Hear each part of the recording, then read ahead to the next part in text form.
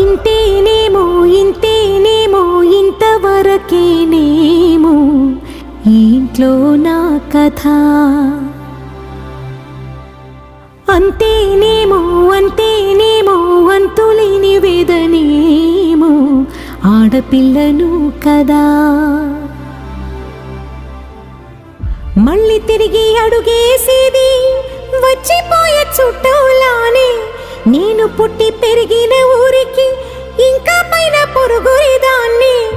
కట్టదాటి గంగ నేడు కంట పొంగెనే.